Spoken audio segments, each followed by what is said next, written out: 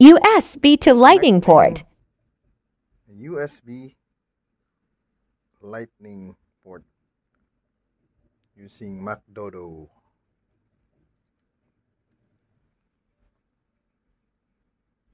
So you insert pen drive. See?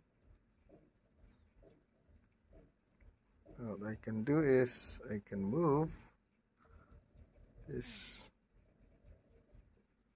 to save the files. You can use this pen drive and save. And now it's saving. Done. So just done.